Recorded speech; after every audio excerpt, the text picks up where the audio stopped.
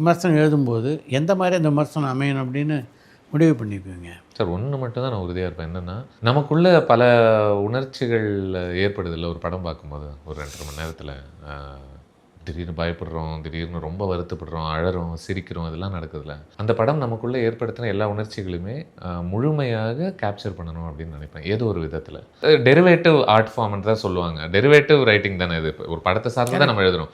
But இதையுமே நம்ம original ரைட்டிங்காக பார்க்கணும். இது சும்மா அதை பொறுத்த ஒரு ஒப்பீனியனாக மட்டும் இல்லாமல் இதுக்குமே ஒரு ஒரு ஒரு மேபி என்னோட கட்டுரை எப்போ படித்து பார்த்தாலும் ரசனை மிக்கதாக இருக்கணும். இதுவே ஒரு ஷார்ட் ஸ்டோரி படித்த ஒரு உணர்வை ஏற்படுத்தணும் அப்படின்றதெல்லாம் எனக்கு நினச்சிருக்கேன் நான்.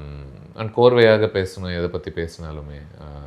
அண்ட் அதுக்குள்ளே இருக்கக்கூடிய தீம்ஸ் இப்போ எனக்கு என்னென்ன இன்னைய தேதிக்கு நிறைய ஒரு படம் ஒர்க் ஆகலைன்னா அது வெறும் திட்டுறது மட்டும் ஒன்று இருக்குல்ல. இல்லை ஒரு படம் ஒர்க் ஆகுது அப்படின்னா அது அப்படியே ஆகாசத்துக்கு புகழறது மட்டும் ஒன்று இருக்குல்ல.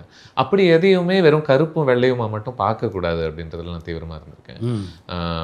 மனிதர்கள் போல தான். இப்போ உங்களுக்கு பிடிக்காத மனுஷனுக்குள்ளேயும் ஒரு நல்ல குணம் இருந்ததுன்னா அதை பற்றி பேசுவது ரொம்ப அவசியம்னு நினைக்கிறேன் நான். அதே போல தான் எனக்கு ஒர்க் ஆகாத ஒரு படங்கள் கூட இப்போ ஒரு ப்ராடாக சொல்லணும்னா இப்போ நிறைய படங்களுடைய அது செட்டப் பண்ண ஒரு விதம் நல்லா இருக்கும். அதுக்குள்ள ஒரு நல்லா இருக்கு, இந்த பொட்டன்ஷியல், இந்த ப்ரெமிஸ் நல்லா இருக்குன்னு தோணும். பட் அதன் பிறகு அது ஒரு மாதிரி ஒரு சறுக்கி வேற இடத்துக்கு போயிரும்னு வச்சுக்கோங்களேன். இப்போ அந்த மாதிரி படங்கள் வந்து வரவேற்பே இல்லாத ஒரு படங்களாக இருக்கும்போது அது வெறும் ஐயோ ஐயோ அப்படின்னு சொல்லி தான் நம்ம கேள்விப்படுறோம். பட் நான் என்ன முக்கியம்னு நினைப்பேன்னா, அந்த முதல் ஒரு 20-25 நிமிஷத்துக்கு அந்த படம் ஒரு நல்ல வேலையை செஞ்சுதுன்னா அதை பற்றியும் பேசுவது ரொம்ப அவசியம்னு நினைக்கிறேன். பட் அதை தான் மாற்ற முயற்சி பண்ணிட்டு இருக்கேன் ஏதோ ஒரு விதத்தில்.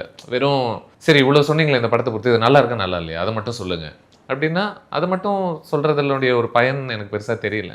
அதனுடைய அழகியலை விவரிக்கிறது தான் எனக்கு ரொம்ப முக்கியமாகவே படுதுன்னு நினைக்கிறேன் இனிய தேதிக்கு. அதனால தான் நல்லா நீளமாக பேசுது முடிஞ்ச வரைக்கும். பரவாயில்ல, பார்க்குறவங்க பாருங்கள், ரசிக்கிறவங்க ரசிச்சுக்கோங்க.